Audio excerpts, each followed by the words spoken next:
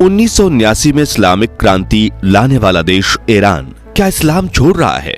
क्या इस्लाम के नाम पर दुनिया में अपना रुतबा कायम करने वाले ईरान से अब मुस्लिम जनसंख्या एकाएक कम होती जा रही है? सन 2022 में एक बूंद की तरह शुरू हुई एक्स मुस्लिम मूवमेंट ने अब अपनी सुनामी का रूप धारण कर लिया है। एक ऐसी सुनामी जो न सिर्फ ईरान बल्कि पूरी दुनिया के इस्लामिक धर्म के लिए बड़ा खतरा है, जिसने इस्लामिक धर्म को अंदर से खोखला कर दिया है और ईरान की 75,000 मस्जिदों में से 50,000 मस्जिदों पर ताला लगा दिया है। तो क्या है एक्स मुस्लिम मूवमेंट और क्या इसकी चिंगारी अब भारत तक भी फैल चुकी है? जानने के लिए पूरा वीडियो जरूर देखिए और नए दर्शक प्लीज चैनल को सब्सक्राइब भी कर दीजिए। दोस्तों, रिपोर्ट्स के मुताबिक इस वक्त दुनिया की आबादी करीब 800 करोड़ है, जिसे धर्म के मुताबिक बांटा जाए तो पहले नंबर पर ईसाई आबादी जो कि करीब 220 करोड़ है, दूसरे नंबर पर मुस्लिम आबादी जो कि करीब 160 करोड़ है और तीसरे नंबर पर हिंदू यानी सनातन धर्मी जिनकी आबादी 120 करोड़ के करीब है। मगर आने वाले कुछ वर्षों में ये आंकड़े पूरी तरह से बदलने वाले हैं, क्योंकि दुनिया में एक्स मुस्लिम मूवमेंट की आग इस कदर फैल चुकी है कि मुस्लिम धर्म के करोड़ों युवा अपना धर्म छोड़ रहे हैं और ईसाई व हिंदू धर्म को अपना रहे हैं। दुनिया भर के 56 मुस्लिम देशों के हालात इतने बुरे हैं कि हजारों मस्जिदें पूरा दिन खुली रहती हैं, लेकिन वहां नमाज पढ़ने एक शख्स तक नहीं आता। अपनी एक आवाज से मुस्लिम युवाओं को मरने मारने के लिए उत्तेजित करने वाले कई इस्लामिक लीडर्स के भाषण अब कोई सुनता तक नहीं। अपने धर्म को लेकर युवाओं में नकारात्मक भावना फैलने लगी है, लेकिन अपने नेताओं के डर से वो दुनिया के सामने आकर अपना धर्म भी नहीं बदल पा रहे हैं। लेकिन कैसे शुरू हुआ दुनिया के दूसरे सबसे बड़े धर्म इस्लाम धर्म का डाउनफॉल और क्यों मुस्लिम लोग अपनी जान तक दांव पर लगाकर धर्म बदल रहे हैं? ईरान एक मुस्लिम मुल्क है जहां पर आपको ईसाई, हिंदू और अन्य धर्मों के लोग काफी कम ही दिखाई देंगे, इसलिए पूरे देश में करीब 75,000 मस्जिदें हैं। लेकिन हाल ही में ईरान के सबसे बड़े मौलाना में से एक मोहम्मद अबोल घासिम दौलवी ने एक ऐसा बयान दिया था जो सुनकर पूरी दुनिया में हड़कंप मच गया था। मौलाना साहब ने कहा था कि ईरान की 75,000 मस्जिदों में से 50,000 मस्जिदों पर ताला लग चुका है, क्योंकि वहां नमाज पढ़ने के लिए लोग ही नहीं जा रहे हैं और बाकी खुली हुई मस्जिदों में भी नमाजियों की संख्या कम होती जा रही है। आगे उन्होंने कहा कि इस मुल्क का निर्माण इस्लाम के इर्द गिर्द हुआ है, ऐसे में इसके लिए नमाज पढ़ने वालों और मस्जिदों की सदस्यता लेने वालों की संख्या कम होना बहुत बड़ी चिंता का विषय होना चाहिए। आगे उन्होंने कहा कि बड़ी संख्या में लोगों के मन में यह भावना बैठ गई है कि ईरान की सत्ता क्रूर है और इसकी तानाशाही का आधार इस्लाम ही है।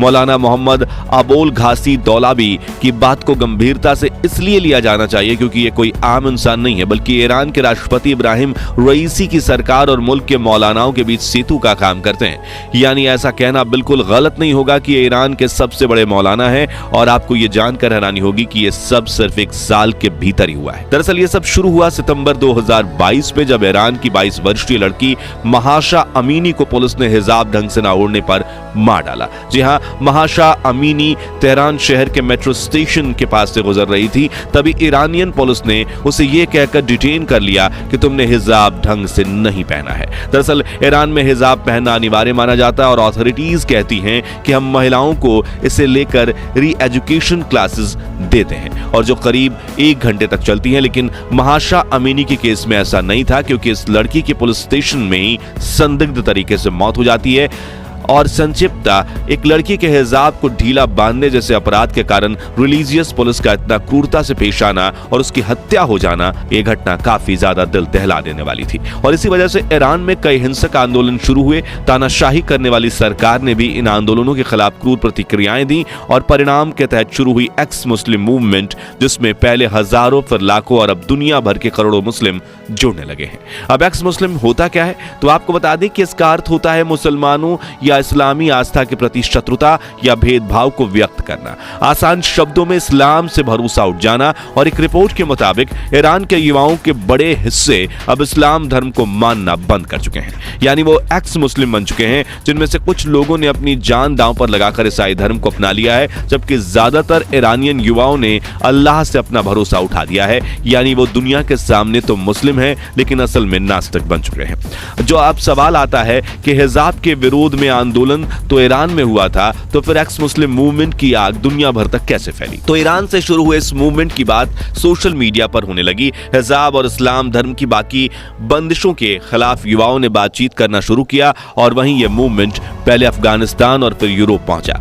अब ईरान में तो इन युवाओं की आवाज को धर्म विरोधी कहकर दबा दिया गया, लेकिन यूरोप में इनकी आवाज को दबाना नामुमकिन हो गया और यूरोप में इस्लामिक युवाओं ने सोशल मीडिया प्लेटफॉर्म्स पर खुद को एक्स मुस्लिम कहना शुरू कर दिया। एक्स मुस्लिम संगठन चलाने शुरू किए, जहां से ये चिंगारी इराक, कतर और सऊदी अरब से होते हुए भारत तक पहुंची और यहां पहुंचते ही इस चिंगारी ने आग पकड़ ली। दरअसल भारत में कुछ वर्ष पहले 3 से 4 एक्स मुस्लिम हुआ करते थे, लेकिन मुस्लिम महिलाओं के जीवन में लगी बंदिशें, 3 तलाक, हिजाब और अनेक कारणों की वजह से 2020 आते आते ये संख्या हजारों में पहुंच चुकी थी। इसके साथ साल 2021 में केरल में एक्स मुस्लिम ऑफ केरल नाम का एक संगठन बनाया गया, जिसके प्रेसिडेंट डॉक्टर आरिफ हुसैन थेरुवत थे। शुरुआत में इस्लामिक नेताओं के डर से लोगों को इनके संगठन से जुड़ने में परेशानी थी, लेकिन ताजा आंकड़ों के मुताबिक अब केरल के 2100 मुस्लिम्स ने इन संगठनों को ज्वाइन कर लिया है और इस्लाम धर्म को छोड़ दिया है।